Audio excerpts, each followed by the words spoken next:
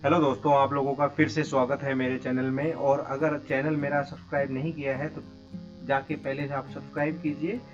और मैं बताना चाहता हूं आप लोगों को कि जिन अभ्यर्थियों ने इन केस कोई कारणवश ऑनलाइन रिपोर्टिंग से वंचित रह गए हैं, ऑनलाइन रिपोर्टिंग नहीं कर पाए हैं, किसी भी कारण आप ऑनलाइन रिपोर्टिंग नहीं कर पाए हैं, तो आप लोगों को किसी बात की टेंशन नहीं है। मैं आपको एक छोटी सी इन्फॉर्मेशन आपको देना चाहता हूँ, शेयर करना चाहता हूँ। तो मैंने पहले से ही ऑलरेडी लॉगिन किया हुआ है किसी अभ्यर्थी का। तो मैं आपको बता देना चाहता हूँ, साफ साफ एप्लीकेशन के ऊपर जो रिपोर्टिंग की जो हेल्पिंग जो वर्ड लिखे हुए हैं उनमें साफ साफ लिखा हुआ है कि इन केस अगर कोई बच्चा ऑनलाइन रिपोर्टिंग नहीं कर पाता है तो जो आपने स्कूल फिल किए हुए हैं, रैंडमली पोर्टल द्वारा एक स्कूल सेलेक्ट करके ऑटोमेटिक आपकी रिपोर्टिंग हो जाएगी, अगर जिनने 2 तारीख से पहले पहले रिपोर्टिंग नहीं की थी। तो आपको बिल्कुल घबराने की जरूरत नहीं है कि अगर आपकी छूट गई है किसी भी कारणवश, तो आपको बिल्कुल घबराने की जरूरत नहीं है। आपने अपना जो स्टेटस है एक बार जाके चेक करना है कि रिपोर्टिंग किस स्कूल में आपकी हुई है, और वहाँ अगर स्कूल द्वारा क्या स्टेटस शो हो रहा है। अगर स्टेटस शो नहीं हो रहा है तो आप 6 तारीख का टाइम दें, 6 तारीख तक आपका स्टेटस शो हो जाएगा डेफिनेटली। अगर आपका स्कूल वेरीफाई हो जाता है तो बहुत अच्छी बात है, आपको कुछ नहीं करना। अगर इन केस अगर आपका स्कूल वेरीफाई नहीं होता है, कोई ऑब्जेक्शन अगर आ जाता है, तो भी आपको किसी टेंशन लेने की जरूरत नहीं है। आपने अपना ऑब्जेक्शन देखना है, और जिस डॉक्यूमेंट में ऑब्जेक्शन हुआ है आपका, आपने प्रॉपर देखना है।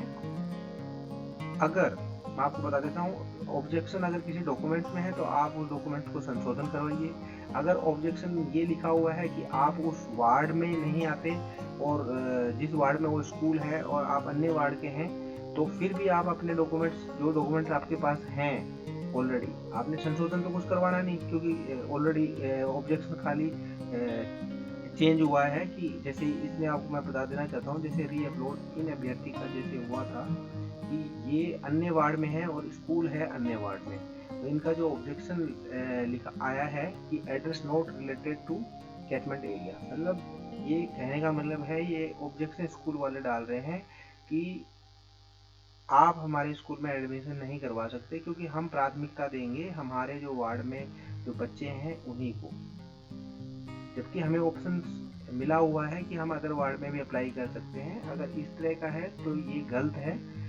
मौका सभी को देना चाहिए। अगर आपके स्कूल में बच्चे अगर नहीं हैं उस वार्ड के, तो आप अन्य वार्ड के बच्चों को मौका तो देना चाहिए, अगर आप ऑब्जेक्शन कर रहे हैं। तो ये चीज़ मुझे 1% गलत लग रही है। और देखो, ये मैं आरटीई के जो अधिकारी हैं उनको भी एक मैसेज देना चाहता हूँ कि अगर ऑप्शंस अगर आपने दिया है तो आपको अदर वार्ड के बच्चे पे भी अमल करना चाहिए। हाँ ठीक है, आप प्राथमिकता उन बच्चों को दे रहे हैं, अगर इन केस बच्चे फुलफिल नहीं होते उस स्कूल में उस वार्ड के, तो आप अदर वार्ड के बच्चों को मौका तो देना चाहिए।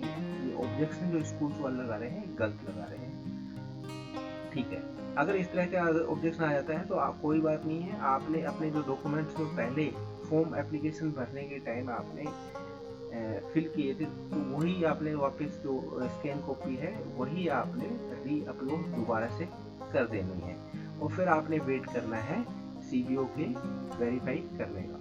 23 जून तक सीबीओ द्वारा वेरीफाई होंगे। तो आपने अगर इन केस आप वंचित रह गए हैं आरटी में ऑनलाइन रिपोर्टिंग करने के लिए, तो आप बिल्कुल टेंशन लेने की आपको बिल्कुल जरूरत नहीं है, क्योंकि आपका एक school automatic randomly online reporting आपकी हो जाएगी। ऑनलाइन रिपोर्टिंग होने के बाद आपने अपने स्टेटस को चेक करना है, क्या आपका स्टेटस दिखा रहा है, वेरीफाई दिखाता है, बहुत वेल एंड गुड। अगर कोई संशोधन होता है, जैसे मैंने अभी आपको बताया ऐसे संशोधन होता है, और आपने रिपोर्टिंग के जो डॉक्यूमेंट्स हैं वो डॉक्यूमेंट्स आपने वापस री अपलोड कर देंगे। अगर आप उसी वार्ड के हैं और जिस वार्ड में स्कूल है, और फिर भी अगर कोई डॉक्यूमेंट्स में आपका संशोधन करने के लिए रिमार्क आ जाता है, तो आपने इंडिविजुअल डॉक्यूमेंट्स को आपने संशोधन करना है, और करने के बाद अगर रिक्वायर्ड है तो आपने संशोधन करना है, नहीं रिक्वायर्ड तो आपने वापस वही डॉक्यूमेंट्स री अपलोड कर देना है।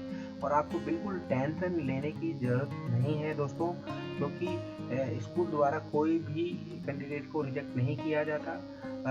रिजेक्ट हाथ में है सीबीओ ऑफिस के द्वारा, क्योंकि वो अगर आपने री अपलोड भी अगर डॉक्यूमेंट नहीं किए हैं, किसी कारणवश अगर आप री अपलोड भी अगर किसी डॉक्यूमेंट्स को अगर नहीं करते हैं, तो भी आपको टेंशन लेने की जरूरत नहीं है, क्योंकि सीबीओ द्वारा उन डॉक्यूमेंट्सों को भी चेक किया जाएगा कि जो रिमार्क स्कूल ने लगाया है और जो अपलोडेड डॉक्यूमेंट्स हैं वो सही है क्या, स्कूल वालों ने सही रिमार्क लगाया है या नहीं लगाया, ये सब डिसाइड करेगा सीबीओ द्वारा।